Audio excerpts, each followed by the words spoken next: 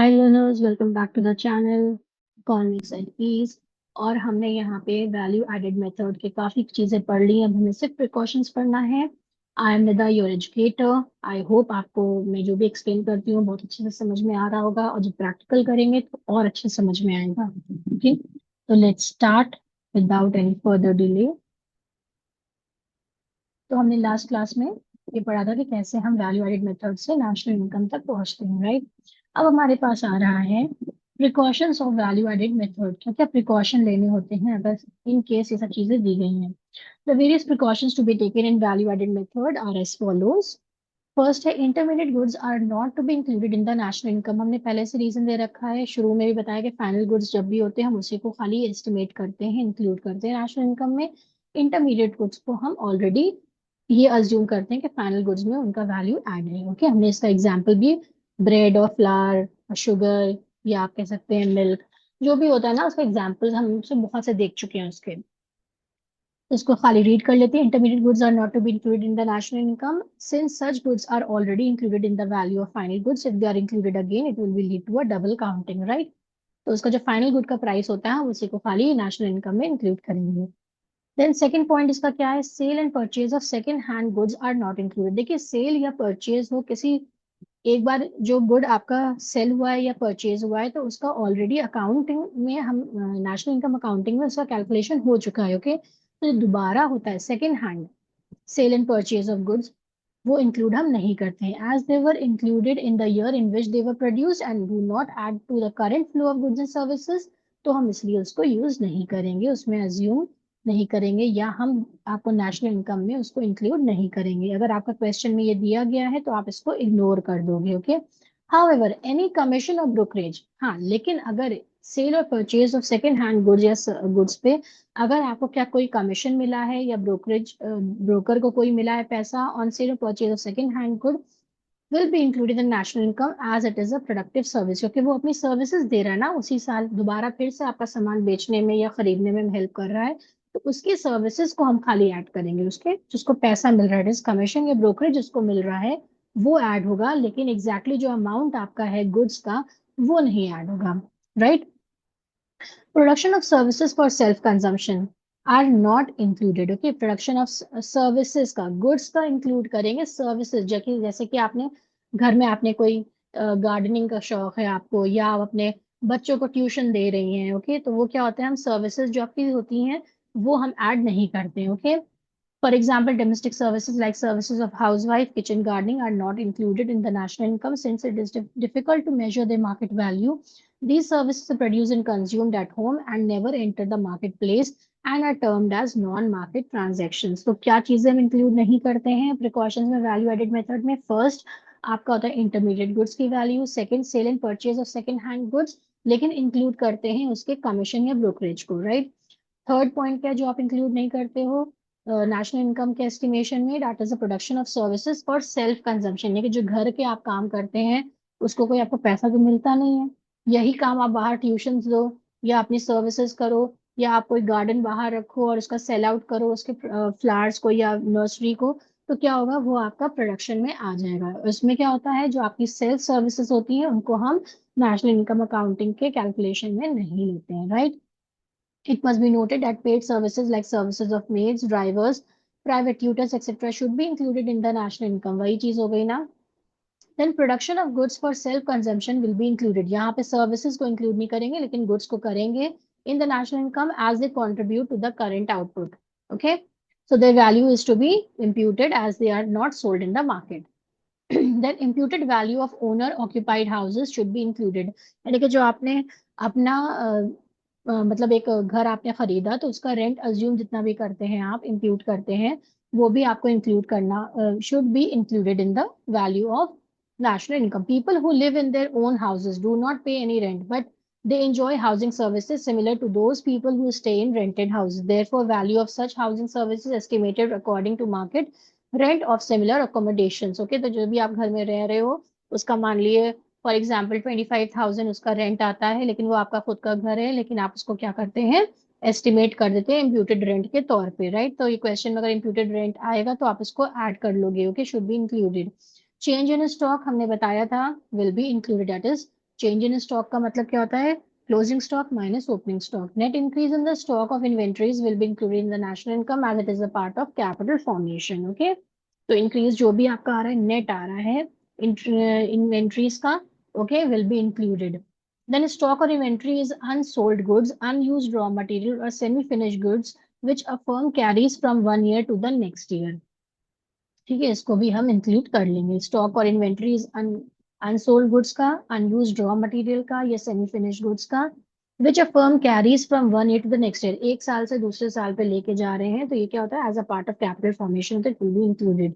Cell and purchase of share bonds and debentures new and old, चाहे वो नए हो चाहे वो पुराने हो, विल नॉट बी इंक्लूडेड. इनको इंक्लूड नहीं करेंगे क्योंकि एक बार खाली इनकी क्या होती है, सिर्फ एक नेम चेंज होता है ना. शेयर एक ने लिया, दूसरे ने दूसरे को बेचा, तो उसका सिर्फ नेम चेंज हो रहा है, right?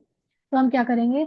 Factors will not be included as such transactions do not contribute to current flow of goods and services. These financial assets are mere paper claims. सिर्फ हम नाम उनका चेंज कर रहे हैं ना, कि इसने शेयर खरीदा, उसने बेचा, उसने प्रॉपर्टी, कोई करंट फ्लो में तो चेंज नहीं आ रहा है ना, and involve a change of title only. However, any commission or brokerage on such financial assets is included as it is a productive services. देखिए, कमीशन और ब्रोकरेज चाहे आपका सेकेंड हैंड का हो और चाहे शेयर और डिबेंचर्स का हो, उसको हम इंक्लूड करेंगे, राइट?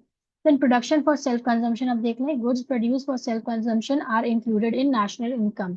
क्यों? क्योंकि इसलिए वो current flow of goods and services में कर रहा है ना, उसमें चेंज आ रहा है फ्लो ऑफ गुड्स में.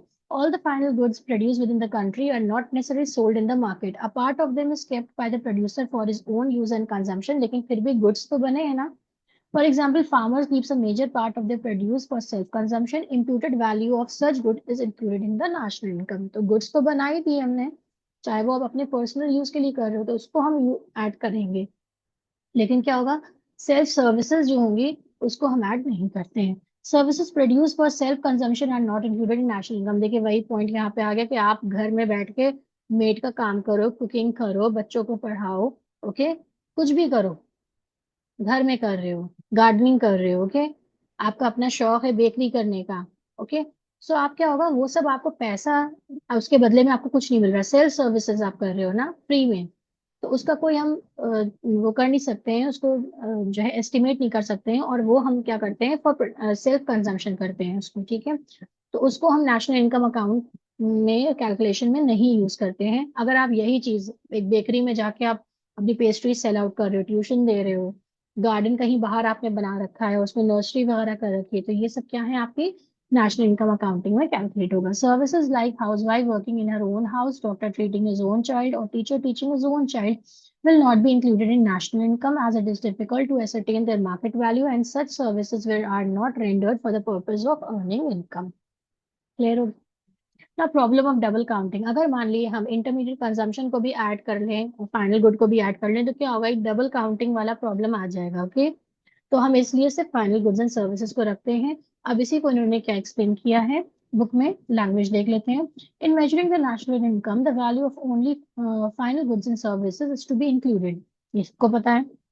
However, the problem of double counting arises when value of intermediate goods is also included. Problem of double counting तब होगी जब आप बार बार किसी चीज को इसमें इंक्लूड कर दे. इंटरमीडिएट कंजम्पशन हमें इंक्लूड नहीं करना, लेकिन आपने उसको भी उसमें ऐड कर लिया, okay, with the value of final goods. Double counting refers to counting of any output more than once while passing through various stages of production. तक प्रोडक्शन बाउंड्री के बाहर नहीं जाता है. फॉर एग्जाम्पल, ये आपकी प्रोडक्शन बाउंड्री है, इसके बाहर जैसे ही गया वो फाइनल गुड बन गया. मान लीजिए ये फाइनल गुड है, मान लिए ये आपकी एक प्रोडक्शन बाउंड्री है, इसके अंदर जब तक है वो इंटरमीडिएट कंजम्पशन है. Intermediate consumption are not added in the national income. A commodity passes through various stages of production before reaching the final stage. When value of commodity is taken at each stage, it is likely to include the cost of inputs more than once. This lead to double counting. तो अगर हम बार बार उस चीज को add करते रहेंगे तो problem of double counting will appear. Okay, let us understand through this example farmer, miller and baker. तो बेकर के पास जो फाइनल गुड आया वही तो मार्केट में आ रहा है, वही तो कस्टमर खरीदने आ रहा है, तो हम इसी की प्राइस को ही फाइनल गुड मानते हैं, राइट? जैसे एग्जांपल देख लेते हैं. Farmer, suppose a farmer produces 50 kg of wheat and sells it for 500 rupees to miller. Flour mill को दे दिया उसने. For farmer wheat is rupees 500 is a final product. तो ये फार्मर के लिए क्या है, फार्मर के लिए 500 आपका क्या है, फाइनल प्रोडक्ट हो गया, उसको सेल कर दिया। लेकिन if intermediate cost for farmer it to be zero then his value added will be 500। Okay, then miller का क्या होगा? For miller wheat is an intermediate good, wheat आया उसको ऐसे ही तो वो बेच नहीं देगा, he converts wheat into flour and sells it for 700 to baker. अब बेकर को उसने सेल कर दिया, right? Now flour is of 700 is a final product for the Miller. अब इसके तरफ से तो बाहर चला गया ना उसके हिसाब से, तो वो 700 इसका हो गया। तो value added by miller is equals to 700 minus 500 उसने दिया था उसको फार्मर को, तो 200 इसका एक्स्ट्रा आया। ओके, इसके पास प्रॉफिट आ गया ये। Baker, for baker flower is an intermediate good. अब बेकर के लिए वो फ्लावर तो बिल्कुल बेकार है, वो सीधे उसको बेचना नहीं है, उसको क्या करना है? उसको फाइनल प्रोडक्ट के शेप में देना है। That is baker manufactures bread from flour and sell the entire bread to final consumer with rupees 1000। Bread of 1000 is a final product for the baker, value added by baker is equals to 1000। उसने पे कितना किया था Miller को? 700, तो उसका final आ गया 300। Okay, now इसको हम चेन के थ्रू देख लेते हैं। फार्मर ने क्या, वैल्यू ऑफ आउटपुट क्या होता है, ठीक है ना? Value of output equals to आपका क्या है?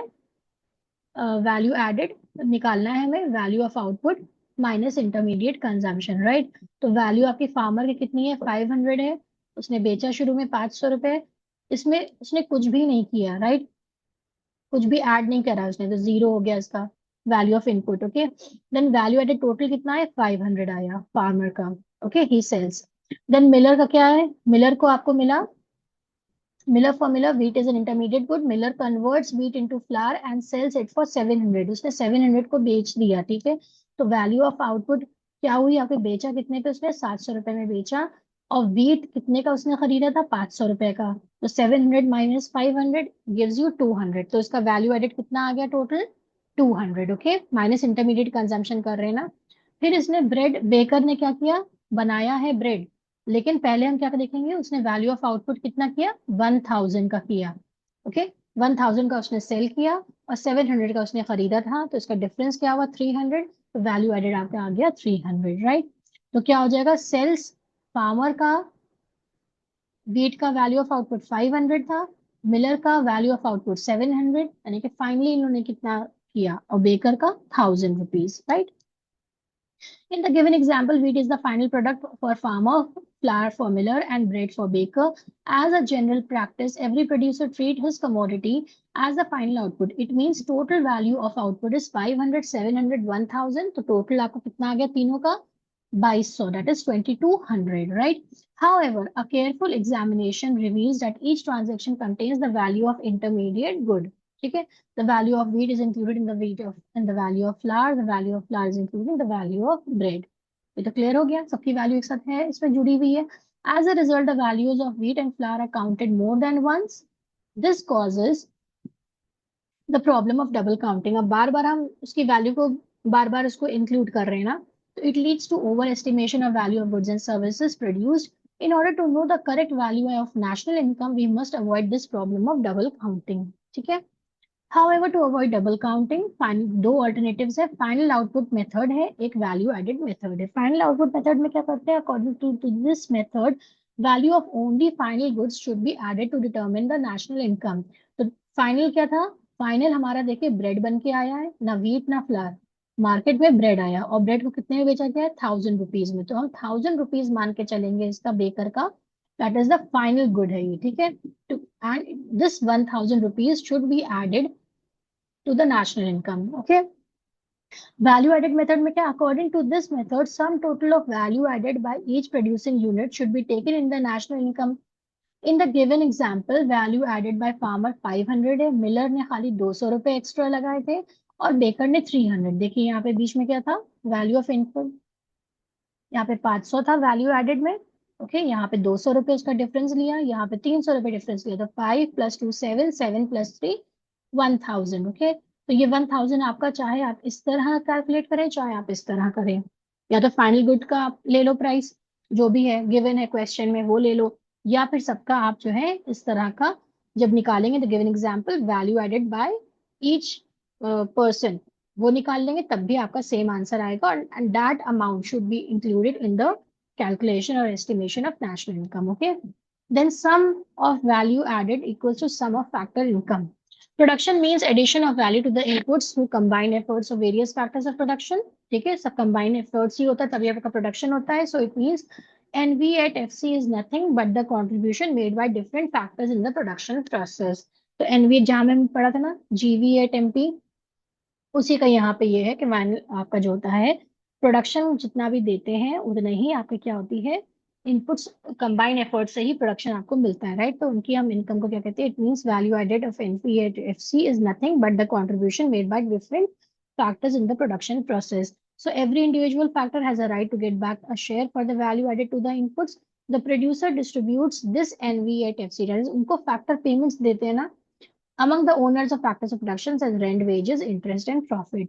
So it is rightly said that the sum of value added, जो आपका value added का sum होता है, total होता है, वो हमेशा factor income से ही equal होना चाहिए. Okay, with this we come to the end of this part, that is एक तरह से आपको निकालना आ गया है national income through value added method. ये वैल्यू एडेड मेथड आपका जो था, ये हमने यहाँ पे थियोरी इसकी फिनिश कर ली है, कंप्लीट कर दी है. अब हम इसके थोड़े से न्यूमेरिकल सॉल्व वाले देखेंगे और फिर हम इसके अनसॉल्व वाला प्रैक्टिकल्स कर लेंगे. जब ये पूरा दोनों कंप्लीट कर लेंगे then we will start income method, ताकि साइड बाय साइड आपको एक एक मेथड की प्रैक्टिस हो जाए. ओके, आई होप ये चीज काफी क्लियर हो गई होगी. Please do like, share and subscribe the channel. Okay, thank you.